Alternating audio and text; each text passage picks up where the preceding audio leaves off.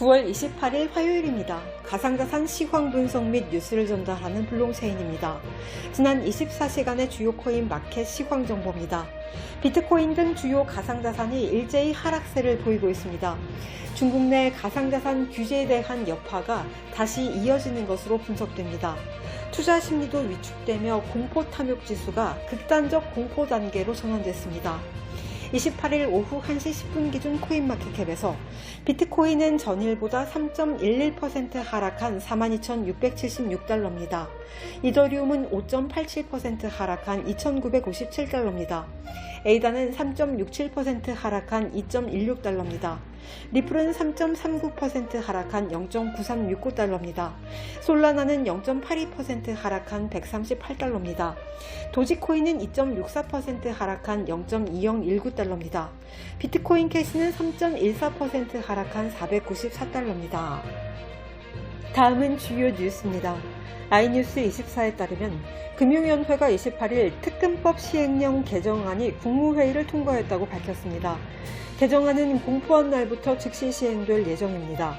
해당 개정안은 가상자산 사업에서 나타날 수 있는 자금 세탁과 시세 조종 등으로 인한 피해를 방지하는 데 초점을 맞추고 있습니다.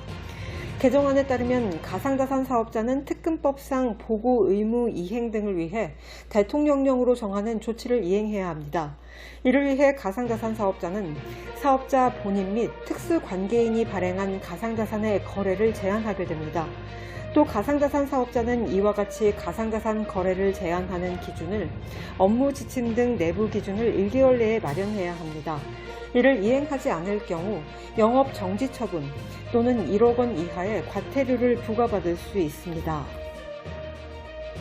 중국 매체 진서차이징에 따르면 중국 내 코인게코, 코인마켓캡, 트레이딩뷰 등 크립토 데이터 및 마켓 사이트 IP 접속이 차단된 것으로 확인됐습니다.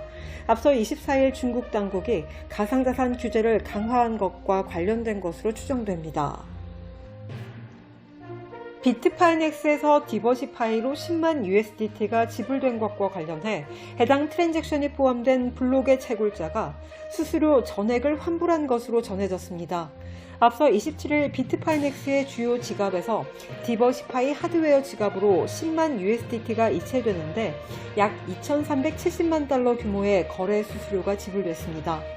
단일 거래에 지불된 수수료 중 역대 최대 규모입니다.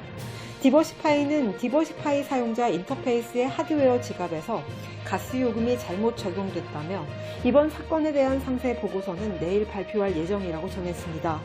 한편 해당 거래가 포함된 블록의 채굴자가 누구인지 아직 밝혀지지 않은 상태입니다. 나스닥 출신 ETF 전문가인 데이비드 라발레 그레이스케일 이사가 미국 증권거래소가 비트코인 ETF 출시 승인을 주저하고 있는 데 대해 SEC는 투자자들에게 선택권을 제공해야 한다고 지적했습니다. 그는 투자자들이 자신의 투자 니즈와 투자 전략에 맞춰 자산에 노출될 수 있어야 한다며 비트코인 선물과 현물 ETF를 동시에 승인해야 한다고 주장했습니다.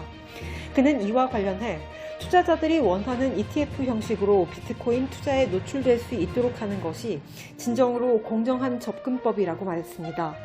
투자자들 입장에서 어떻게 비트코인을 안정적으로 보관하고 가상자산 포트폴리오를 어떻게 운영할지 결정하는 것은 다소 어려울 수 있다며 ETF 상품은 더 큰 투자 세계의 문이 열릴 수 있도록 도움을 줄 것이라고 설명했습니다. 코인베이스가 미국 이용자들을 대상으로 급여를 코인베이스 계좌에 즉각적으로 입금 및 저축할 수 있는 서비스를 제공한다고 밝혔습니다.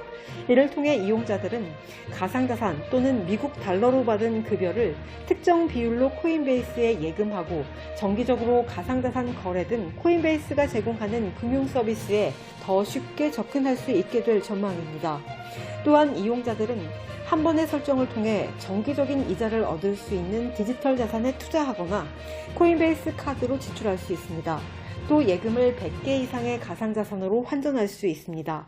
이 외에도 코인베이스는 가상자산 구매 시 최대 4%의 리워드를 받을 수 있는 비자 직불카드 서비스를 공개했습니다. 더블록에 따르면 2019년 4월 북한 평양에서 진행된 가상자산 컨퍼런스에 참여한 혐의로 2020년 1월 미국 당국에 의해 기소된 이더리움 개발자 버질 그리피스가 뉴욕 남부지방법원에서 진행된 재판에서 제재법 위반에 대한 유죄를 시인했습니다. 이날 재판에서 제프리 범원 검사는 피고인은 가상자산 관련 정보가 북한의 돈 세탁과 경제 제재 회피에 사용될 수 있다는 점을 인지하고 있었던 것으로 추정된다고 주장했습니다. 블레이크 마스터스 TL캐피탈 최고 운영 책임자가 미국 정부가 비트코인을 매입해야 한다고 주장했습니다.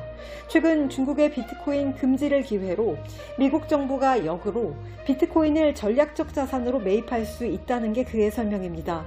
블레이크 마스터스는 현재 애리조나주의 공화당 상원의원 후보 경선에 출마한 상태입니다. 그는 7월 초 상원 출마를 발표한 이후 억만장자 투자자 피터 틸과 폭스뉴스 진행자 터커 칼슨 등으로부터 지지를 받고 있습니다. 중국 최대 전자상거래 기업 알리바바가 이번 주부터 가상자산 채굴 장비 판매를 중단한다고 밝혔습니다. 이와 관련해 알리바바는 가상자산 판매를 금지하는 동시에 가상자산을 얻는 데 필요한 하드웨어 및 소프트웨어, 가상자산 채굴을 위한 튜토리얼, 전략 및 소프트웨어 등의 판매를 금지한다고 설명했습니다. 이에 대해 알리바바 측은 글로벌 시장에서 가상자산 및 관련 상품에 대한 규제 및 법률이 불안정하다는 점을 인정하고 철저한 평가를 통해 이같이 결정했다고 밝혔습니다. 이상으로 9월 28일 블롱체인을 마칩니다.